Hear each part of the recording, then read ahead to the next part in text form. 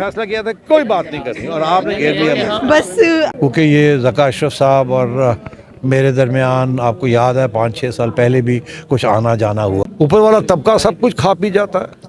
इस मुल्क में 5 हुक्मरान हैं। पाकिस्तान और दुनिया भर में लाखों जिंदा दिलों और जागती आंखों को सुबह टीवी के साथ किंजा वहीद का सलाम। नाजरीन, आज हम आपको जिस शख्सियत से मिलवाने लगे हैं वो किसी भी तारुफ की मोहताज नहीं है। जी हाँ, नजम सेठी साहब हमारे साथ मौजूद हैं। आइए उनसे सवालात करते हैं और कुछ जवाबात लेते हैं। ये यूथ के जाने का मौसम है या आने का? कहीं और खबरों में यूथ के कहाँ जा रहे हैं? मुल्क से बाहर। यार देखें, अगर यहाँ मुलाजमत नहीं मिलेगी, यहाँ अच्छी नौकरी नहीं मिलेगी तो बेचारे कहाँ जाएंगे? फिर कुछ तो करना है ना। तो इसलिए अच्छा सेठी साहब, हमें यहाँ कोशिश करनी चाहिए कि मुल्क की हालात को बेहतर करें, इकोनॉमिक ग्रोथ हो, इकोनॉमिक डिस्ट्रीब्यूशन हो वेल्थ की, गरीबों के लिए, लोअर मिडिल क्लास के लिए कोई सहूलतें हों। वो तो है नहीं इस मुल्क में।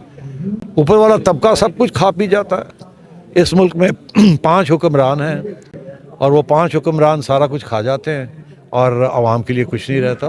तो इसके जब ये लोग बात करते हैं कि जी री इमेजिनिंग पाकिस्तान, तो हमें जवाब मिलना चाहिए कि किस किस्म का नया पाकिस्तान बनाना चाहते हैं। हमने तो पता नहीं कितने नए पाकिस्तान देखे हैं और वो पुराने पाकिस्तान से भी बदतर होते हैं। तो इसलिए मैं समझता हूँ कि जो भी हुक्मरान तबका, उनको एहसास होना चाहिए कि ऐसे काम नहीं चल सकता। ये जो कमाई होती है ये आवाम तक पहुंचनी चाहिए। हमारे नौजवान तबके के लिए मुलाजमतें होनी चाहिए, तालीम होनी चाहिए, और जैसे वेलफेयर स्टेट होती है वैसे वेलफेयर स्टेट बननी चाहिए। ये बहुत हो गया national security state, national security state, अब वेलफेयर स्टेट बननी चाहिए। नजर नहीं आते मीडिया पे, कोई जाती मसरूफियात चल रही हैं? क्या चीज़ है? मीडिया पे नजर नहीं आते, ना कोई किसी प्रोग्राम में, ना किसी सियासी खबरों में। अब आपने मेरी बात सुनी ली। अब इस किस्म की बातें जो हैं आपके मीडिया पे कौन कर सकता है, कैसे कर सकते हैं? तो अब बात यह है कि फैसला तो मैंने कर लिया है। इंशाल्लाह अगले हफ्ते 10 दिन के अंदर अंदर I will come back on the media. Sir, आप किसको देखते हैं? पाकिस्तान कौन सुधार? ओ यार बस करो ना यार कॉफी हैं जी। चेयरमैन रहे हैं, क्रिकेट पे बात क्यों नहीं करते आप?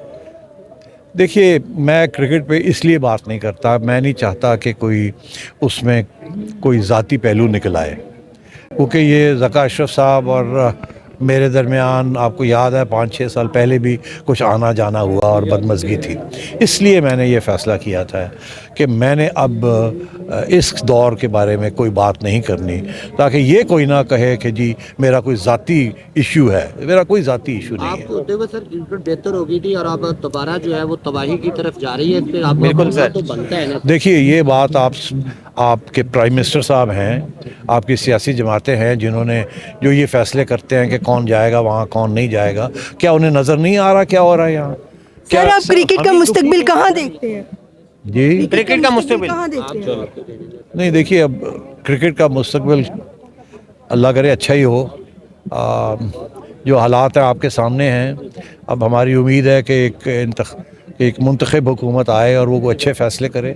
क्या सर आप समझते हैं कि ज़का अशरफ साहब के होते हुए क्रिकेट को जो है वो बेहतरी की तरफ चली जाएगी? नहीं, मैं इनके बारे में कुछ नहीं कहना चाहता। में बताते शहबाज शरीफ को जिम्मेदार समझते हैं जिन्होंने नहीं, आपको हटाया। नहीं, यार एक मिनट नहीं। बात करते थे वो साथी अब बात कर लेंगे, वो भी बात मीडिया पे करते हैं हम भी। हाँ, ठीक है, ठीक है। सर ये बताएं कि शहबाज शरीफ साहब प्रेशर में आ गए थे जरदारी साहब के और इसलिए आपको हटाया गया और एक अदारा तबाह हो रहा है। ये कौम को सच कौन बताएगा? आप जैसे दानिश्वर और सहाफ़ी नहीं बताएंगे तो फिर कौन बताएगा? क्रिकेट तबाह हो रही है पाकिस्तान। देखिए, बात यह है कि क्रिकेट आईपीसी मिनिस्ट्री के तहत चलती है। क्रिकेट बोर्ड भी आईपीसी मिनिस्ट्री पीपल्स पार्टी के पास थी। पीपल्स पार्टी का मुआहदा था पीडीएम गवर्नमेंट के अंदर कि जो जिस चीज़ की मिनिस्ट्री है वहाँ के फ़ैसले वो सियासी जमातें करेंगी। तो क्योंकि आईपीसी मिनिस्ट्री उनके पास थी, उनका ये मौक़िफ़ था कि ये उनका फ़ैसला होना चाहिए किसको वहाँ पीसीबी में नॉमिनेट करना या नहीं करना। तो जब उन्होंने शहबाज शरीफ साहब से ये कहा कि जी ये हमारा हक़ है, तो हमें फ़ैसला करने दें इसका, तो शहबाज शरीफ साहब की ये मजबूरी थी कि फिर ये बात माननी पड़ी उनकी। तो जब उन्होंने मुझे ये कहा कि जरदारी साहब ये चाहते हैं कि वो ज़का अशरफ साहब को लाना चाहते हैं, तो मैंने कहा जी ठीक है, मैं फिर स्टेप असाइड करता हूँ।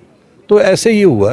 तो अब सबकी उम्मीद तो यही है कि किसी तरीके के साथ अच्छा इंतज़ाम हो और क्रिकेट अच्छे तरीके से चले।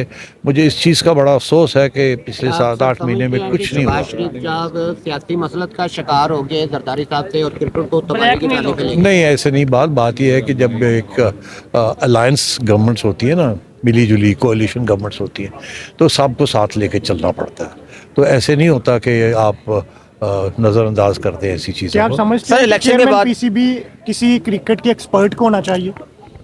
नहीं, क्रिकेट के एक्सपर्ट कौन है यार? जब मैं आया था 2013 में, मुझे नवाज शरीफ साहब ने भेजा था इलेक्शन करवाने के लिए वहाँ।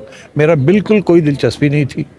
और मुझे याद है कि पहले दिन जब मुझे नॉमिनेट किया गया कि जी आप जाएं और एक नई आइन बनाएं और नई कॉन्स्टिट्यूशन बनाएं और इलेक्शन करवाएं, तो मुझे आप जैसे दोस्त सब वहाँ मिलने आए, तो सब ने ये पूछा जी आप कैसे आ गए, आपका तो क्रिकेट के साथ कोई ताल्लुक ही नहीं है, आप तो सहाफ़ी हैं। तो मैंने उनसे ये कहा था उस वक्त कि नहीं, मेरा कोई ताल्लुक नहीं है, मेरा तो काम है इलेक्शन कराना और उसके बाद मैं चला जाऊँगा। यही काम 2013 में मुझे कहा गया कि आप सीएम बने और एक इंटरिम गवर्नमेंट बनाए। सर मैं आप तो वो करने आया था, मगर जिस तरीके से हालात बने तो फिर मुझे 4 साल मैं रह गया वहाँ। अब 4 साल 5 साल के बाद तो मेरा ख्याल है डबल PhD हो जानी चाहिए थी, इलेक्शन तो जो कि हो गई है। इलेक्शन के बाद लोगों को इनकलाब देखने को नजर आएगा, ये बता दें मुझे। ज़कात शरीफ आप यार ये राजा भाई के साहब जो बारे में है, बात की जाए। ये इनकलाबी लोग जो हैं, इनको आपको मैं कहाँ भेजूँ? रेवोल्यूशन मैं जाती है, आपको- आवाम चाहती है रेवोल्यूशन आए, महंगाई कम हो। चले आपको हमने नॉमिनेट कर दिया लीडर ऑफ द रेवोल्यूशन, ठीक है? चले आप शुरू करें, सबको इकट्ठा करें भाई जो है और वो प्रोटेस्ट शुरू कर दें। ठीक है, होगी बात। You are the leader of the revolution. Sir मुझे ये बताइए करेंगे हम आपको। 3 अतवार सर सर आप किसको अपनी जगह पर देखते हैं अगर फ्यूचर में नाम देना हो तो? नाम किसका आप फ्यूचर में देखते हैं? किसमें अगर है? आपकी जगह किसी को देनी चाहिए तो कौन होना चाहिए जो संभाल सकता है क्रिकेट को? मुझे क्या पता कौन हो सकता है। आपका क्या नजरिया? अगर 3 अतवार को देखा जाए जी, आपका, ज़कात शरीफ साहब का और रमीज़ राजा का, तो कौन सा अच्छा था? सारे ही अच्छे थे। ये तो मोस्टली इसका सवाल फैसला है ना नहीं, सर। देखें, ये फैसला मैं नहीं कर सकता।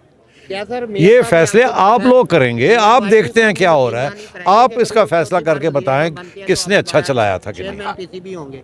सॉरी, क्या मियां नवाज शरीफ साहब ने आपको यकीन दहानी कराई है कि अगर वो चौथी बार वज़ीर आज़म बनते हैं तो आप दोबारा चेयरमैन पीसीबी? मेरी उनसे बात नहीं हुई इस चीज़ के ऊपर। सर अगर आपको मौका मिलता है बनने का दोबारा तो आप हाँ करेंगे, ज्वाइन करेंगे दोबारा क्रिकेट को? अगर कोई ऐसा मौका आया, मैं आप सबको कंसल्ट करके फिर सोचूंगा। शुरू कर रहे हैं मीडिया पे वापसी, थैंक यू जी।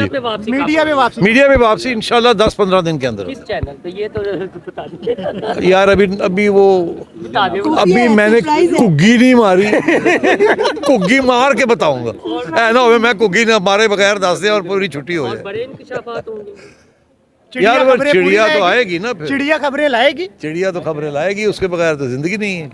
चिड़िया क्या देखती है इलेक्शन जो होने जा रहे हैं, कैसे हैं? आज वो डिस्कशन होगी आफ्टरवर्ड्स, तो उस हॉल में आ जाइएगा। Thank you so much. ठीक है जी, आप इतनी बातें आपने मेरे से निकलवा ली।